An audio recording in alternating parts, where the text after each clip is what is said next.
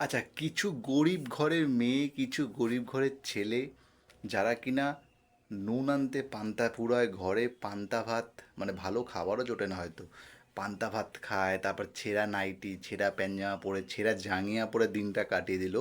এইসব মানুষগুলো যখন রাস্তাঘাটে বেরোয়, যখন বড় বড় মলে যায় বা বড় বড় যে কোনো টাকা একটু জমিয়ে বড় কোনো জায়গায় যেতে চায়, গিয়ে যখন এমন আবভাব মারে না, ওটাই ওটাই দেখতে ইচ্ছা করে না, বিশ্বাস করো। মানে ঘরে দুবেলায় খেতেও পারে না, কিন্তু বাইরে গিয়ে এমন আবভাব করবে, কোত্থেকে একটা কষ্ট করে হয়তো ইএমআইতে একটা আইফোন নিয়েছে, কেউ হয়তো কষ্ট করে একটা বাইক নিয়েছে, কেউ একটা কষ্ট করে তো ভালো বয়ফ্রেন্ড জুটিয়েছে।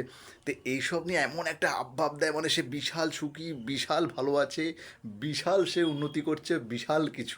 এদিকে ঘরে আসলেই আবার কাঁদে যে, "ও, আমার জীবনটা গরিব, আমার জীবনটা গরিবের মতন শেষ হয়ে গেল।" আমি এবার কেন বুঝলাম যে ভগবান সত্যি কেন কিছু মানুষকে, কিছু গরিবকে কেন বড়লোক করে না। এরা শালা এত গরিব আছে, তা তো এদের অহংকার কত। মানে কারোর সাথে মেশে না, কারোর সাথে কোনো পরিচয় নেই। যদি এদেরকে পয়সা দেওয়া হয়, তাহলে তো এরা গরিব মানুষকে পিষে মারবে। তার জন্য ভগবান ঠিকই করে যে কিছু গরিবকে সারা জীবন গরিবই বানিয়ে রাখবে। ঠিক।